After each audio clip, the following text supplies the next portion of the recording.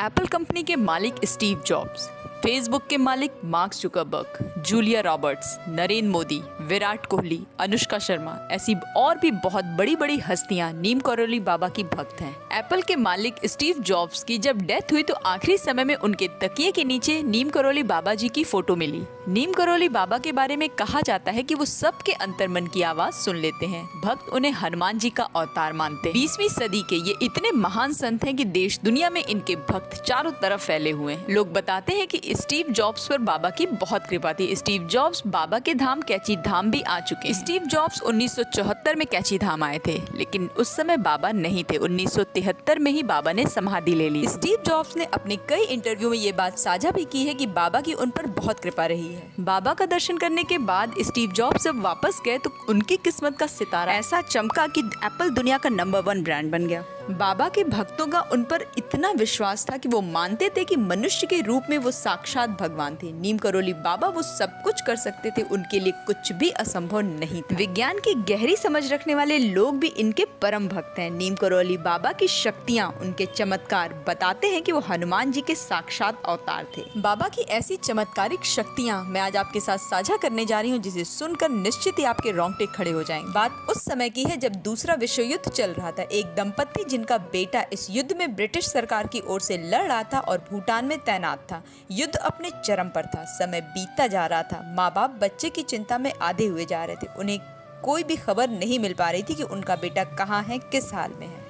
एक दिन नीम करौली बाबा उन लोगों के घर आए। बोले, आज तुम लोगों की मुझे बहुत याद आ रही थी, इसीलिए मिलने चला आया। मुझे भूख बहुत लगी है, कुछ खाने को तो दो। खाना खाने के बाद बाबा बोले कि आज मैं यहीं विश्राम करूंगा, मेरे सोने का इंतजाम यहीं कर दो। उन्होंने बाबा का बिस्तर लगा दिया और बाबा सोने के लिए चले गए। पर कुछ ही समय बाद बाबा दर्द से चीखने चिल्लाने लगे। बाबा नींद में ही दर्द से कराह रहे थे। घर के सभी लोग जाग गए, पर बाबा को ऐसी अवस्था में देखकर वो सहम गए। घर वाले नहीं समझ पा रहे थे कि आखिर बाबा इस तरह से क्यों तड़प रहे हैं, और वहीं वो बाबा के पास पूरी रात बैठे रहे। सुबह हुई तो बाबा उठे और अपना ओढ़ा हुआ कंबल लपेटकर दंपत्ति को देते हुए बोले, इस कंबल को ले जाओ और गंगा जी में विसर्जित कर दो। और बाबा ने उन्हें चिताते हुए कहा कि चाहे कुछ भी हो जाए, कंबल को खोल के नहीं देखना है तुम्हें। जब वो दंपत्ति गंगा नदी की तरफ जा रहे थे तो उन्हें समझ में नहीं आ रहा था कि कंबल का भार इतना बढ़ता क्यों जा रहा है। उन्हें लग रहा था मानो उसमें लोहे की बड़ी बड़ी चीजें भरी हुई। बाबा ने उनसे कहा था कि कंबल का विसर्जन करने के बाद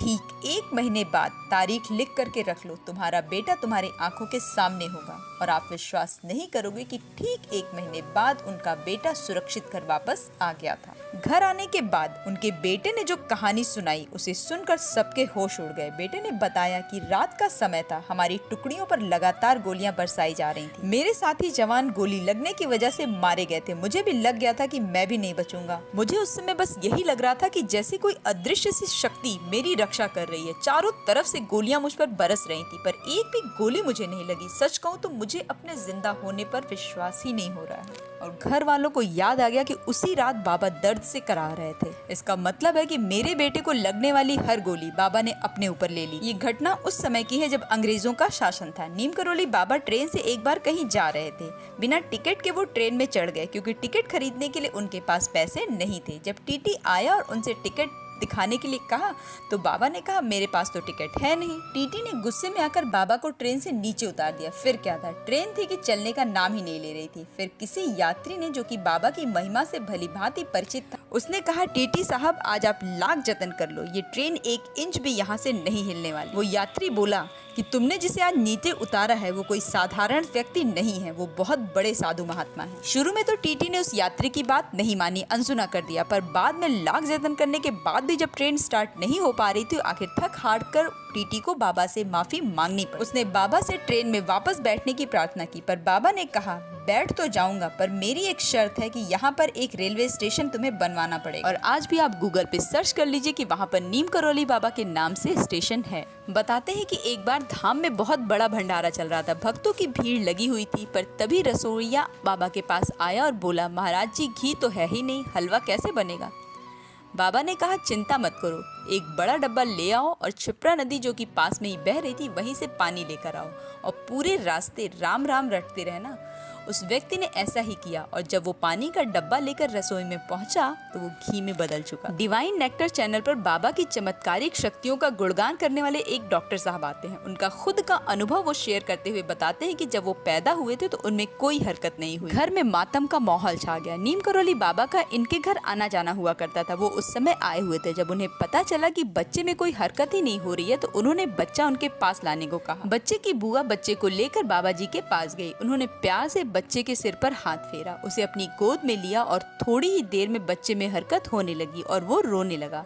बाबा ने बच्चे के सिर पर हाथ फेरते हुए कहा था कि ये डॉक्टर बनेगा और लोगों की सेवा करेगा, और हुआ भी ऐसा। महाराज जी के एक भक्त थे होत्रीदर्श शर्मा। उनकी बेटी का विवाह 18 जून 1973 को होना था। शर्मा जी बाबा को आमंत्रित करने के लिए कैंची धाम गए।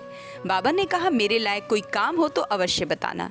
भक्त ने कहा, प्रभु सब कुछ आप ही तो कर रहे हैं। बाबा ने कहा, एक बात बताओ, तुम्हारे गाँव में बिजली तो है नहीं, मौसम भी काफी गर्म है, विवाह में काफी असहजता हो सकती है, चलो मैं कुछ करता हूँ।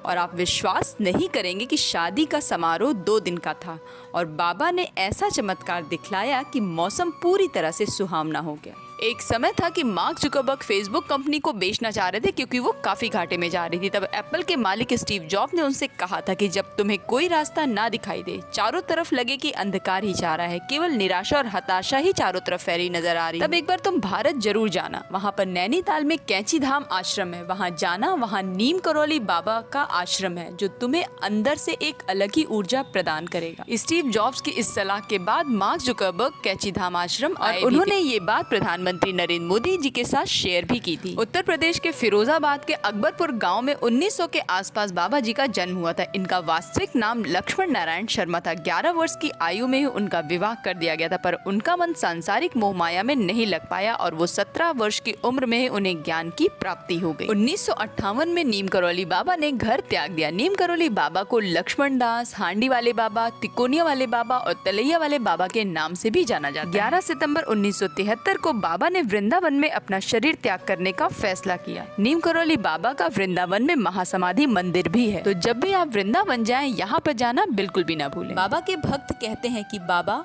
कौन कहता है कि आपकी तस्वीर बात नहीं करती, हर सवाल का जवाब देती है, बस आवाज नहीं करती। नीम करौली बाबा में अगर आपकी श्रद्धा है तो कमेंट बॉक्स में जरूर शेयर करिएगा। अगर उनके चमत्कारों के बारे में और भी आपको जानते हैं तो वो भी जरूर शेयर करिए। बाबा अपनी कृपा हम सब पर बना रखें, इसी उम्मीद के साथ मिलती हूँ फिर एक बेहतरीन कंटेंट के साथ मेरी नेक्स्ट वीडियो में। तब तक के लिए जय बाबा की।